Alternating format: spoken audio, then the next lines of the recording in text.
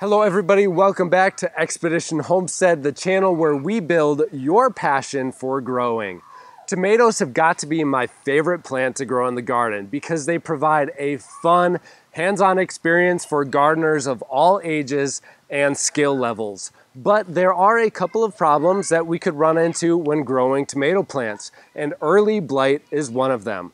In today's episode, we're going to be talking about where early blight comes from, how your tomato plants get them, and how to avoid it being an issue in our garden, because we want to make sure that we protect our crops and protect our harvests so that we're able to get as much out of our plants as possible. So if that sounds exciting to you, I suggest you stick around for this video. It's going to be a lot of fun. Early blight is basically a spore, so it's a fungus that is naturally occurring in the soil.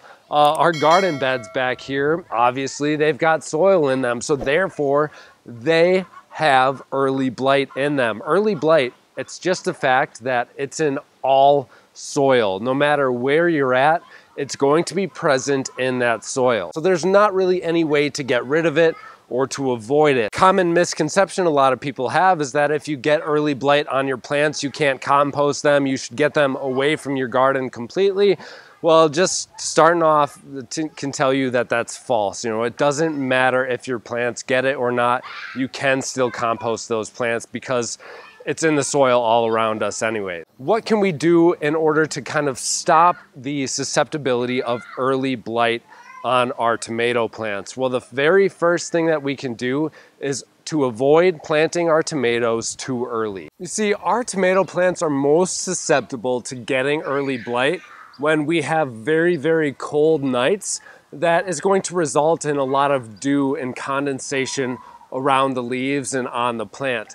That is where early blight has the ability to take hold on our tomato plants. So simply not planting out your tomatoes too early can really help reduce the chances of you getting early blight. I personally have never had to deal with early blight because I always take these first-hand precautions when growing our tomatoes. Now this year I thought we were gonna get pretty close because we've had a lot of nights where it's been rather cold, really, really humid and wet outside, just like the perfect conditions for early blight. The temperature range that we're talking about here is really about 40 to 45 degrees. We really, really want to avoid those temperature levels. That's pretty cold for a tomato plant to begin with. So then when we also talk about the chances of getting early blight, it's just best to avoid these temperatures if possible. If we put out our tomato plants too early, they're really not going to do well anyways, so don't feel rushed to get your garden planted. A well-planned garden that is planted around the season rather than the exact date or time of year that you want to get your plants in will always succeed and do a little bit better when it comes to harvest time compared to just trying to rush things and get things planted because maybe it was a certain date where you planted last year or the year before. Weather patterns come in cycles, they change every single year. It's going to be a little bit different. So don't rush your garden, don't rush your tomato plants either. Let's take a closer look at these tomato plants and show you the second tip that I have to reduce your chances of getting early blight. The second thing we can do is get in here and make sure that none of these leaves are down low to the ground. Now we single stem our tomato plants, so this is really something that we always do no matter what anyways.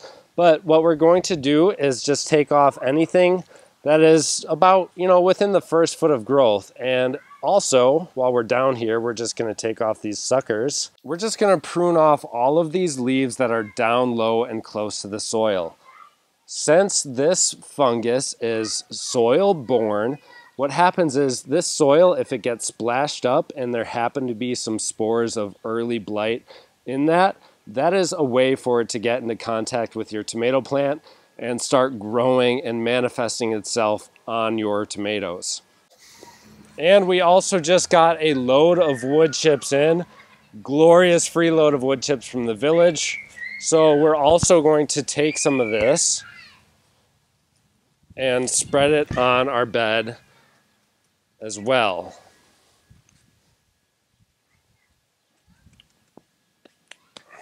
What this does is then it further protects that tomato plant from any splash up that could occur when watering.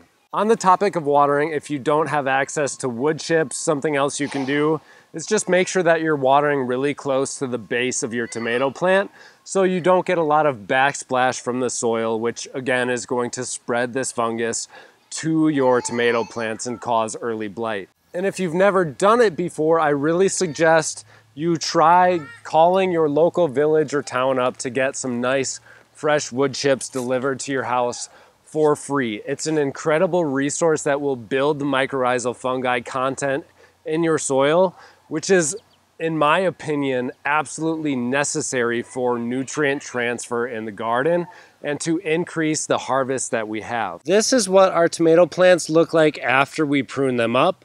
So what we're achieving by this is we're reducing the amount of soil splash up that can occur on the tomato, and we're also going to get a lot more airflow on our tomato plants, which is better overall for their health and also better for keeping off condensation, which again, if we've got cold temperatures and condensation, that's a recipe of disaster when it comes to early blight for our tomatoes.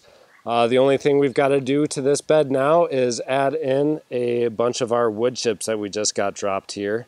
Not only do we do this with our tomato raised beds, but we do it with pretty much every other raised bed that we have once the seedlings are large enough to lay down the wood chips in between. Again, a huge reason why we do this is for the mycorrhizal fungi content, and that it also helps a lot with moisture retention and weeding. We don't have to weed nearly as much when we cover these beds with wood chips throughout the year compared to beds that I'm not going to put wood chips down on, because it provides a great cover.